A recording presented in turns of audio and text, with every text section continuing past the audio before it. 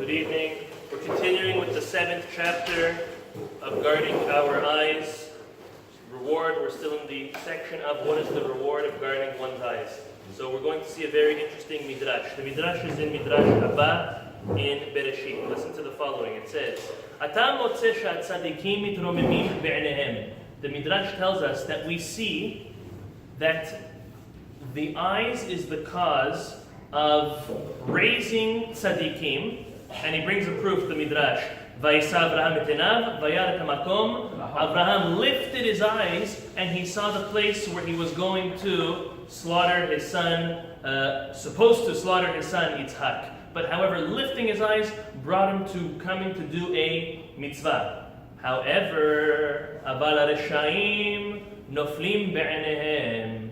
Wicked people, lo alenu, they fall because of their eyes. Their eyes brings them to their downfall and their defeat.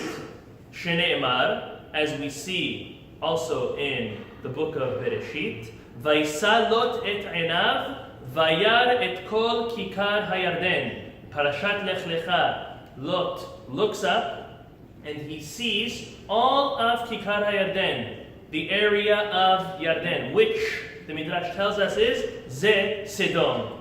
So Lot lifted his eyes, casted his eyes upon Sedom, which eventually brought him to move there, which we all know that Sedom was a place that was very, very low in spirituality and a place of Tum'ah. This is the proofs the Midrash brings. There's another Midrash in Esther Rabbah, Megillat Esther, there's also a Midrash on that. And the Midrash over there quotes the pasuk from Tehillim that says as follows: Tachshochna enehem mereot, that it's kind of like a curse to the Reshaim. The Reshaim's eyes should lose sight in order for them not to sin anymore.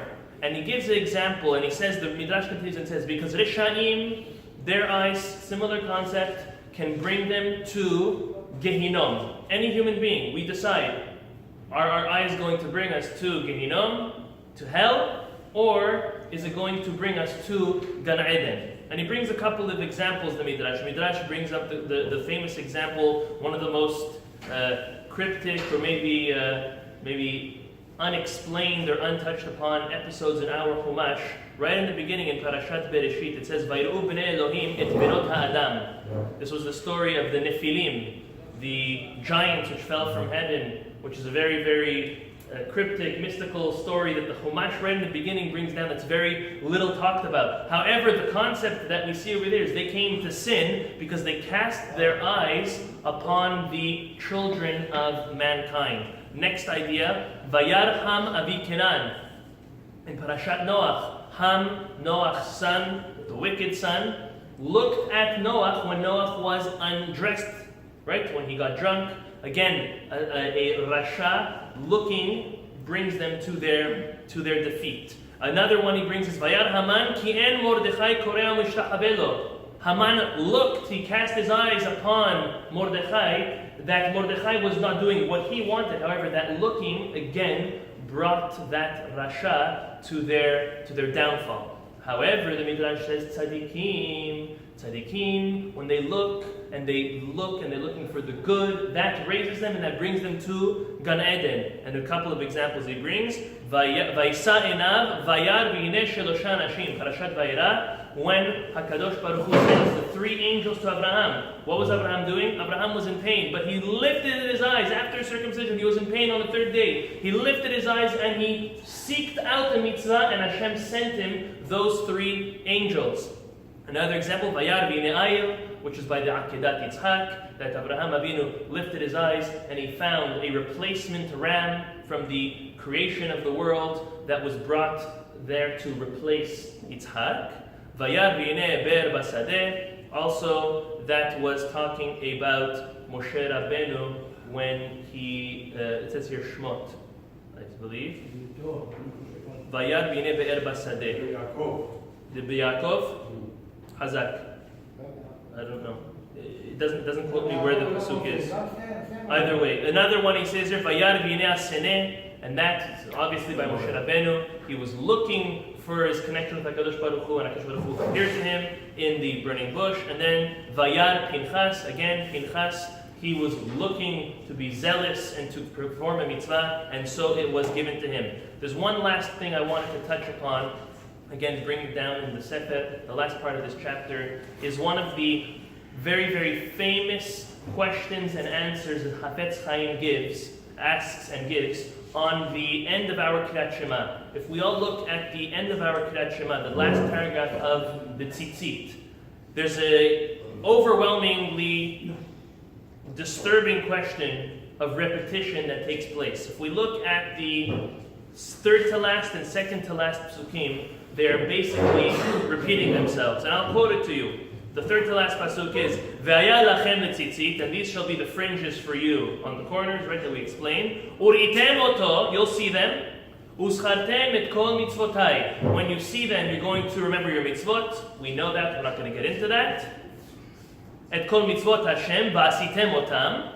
Then you will do them. Ve'lo taturu acharei levavchem v'acharei einechem asher atem zunim achareim. And don't seek after, don't lust after your heart and your eyes, which will take you, which will come and take you away from HaKadosh Baruch Hu. And we know that what that means, that we should not entertain any thoughts of false notions, of anything heretic against HaKadosh Baruch Hu, and then we should not look at inappropriate matter. The next pasuk is a repetition that Hafetz Chaim asks. He says, why? Leman tizkira'u, in order that you remember. V'asitem et kol mitzvotai, and do all the mitzvot. But that, we said that. Vitem kedoshim l'rechem is the only thing the pasuk is adding. Hafetz Chaim asks, take those two psukim, the third to last and second to last pasuk of the Shema, and merge them. Add in, after the whole long pasuk, add in Vitem kedoshim l'rechem. Why do you need to make a whole thing? And so that you remember, and then so you do the mitzvot. We said that a moment ago. Listen to what Hafetz Chaim says. He says the Torah is making a very strong point. The Torah is making an emphasis on this matter, on the matter that when a person learns Torah and performs mitzvot, they are raising themselves. They're giving themselves spiritual power. They're giving themselves a very strong connection to HaKadosh Baruch Hu. However, the Torah emphasizes, if you don't guard your heart and your eyes, it will not help. And he gives an example. Imagine a person who has a house which is filthy, it's full of mud and dirt, and it's a big mess. And he has the grand idea to bring gold utensils and silver utensils, perfectly shined, to illuminate and beautify his house. It won't help. You first have to clean the house, make it all tidy and neat, and then you can bring in the beautiful vessels. He says the same is with us. When we learn Torah and perform mitzvot, we have that power, we have that golden vessel. It's trying to get in, it's trying to give us that strength and that success and that closeness with HaKadosh Baruch Hu. However, if it comes and it already sees filth and dirt from one's mind and from one's heart, or from one's eyes and from one's mind, however you want to look at it, then the vessel will not find its place. So this is the concept that one's eyes can either raise them to the level of a tzaddik, or has v'shalom, bring them down to the level of a rasha. We learn this from the Midrash, and we see it beautifully brought out also from the Hafetz Chaim explaining the end of our Kriyat Shema. B'ezrat Hashem, HaKadosh Baruch Hu will give us the strength, based on all of the knowledge that we're learning on the topic, to overcome the natural temptation that we have. Baruch Adonai Le'olam. Amen.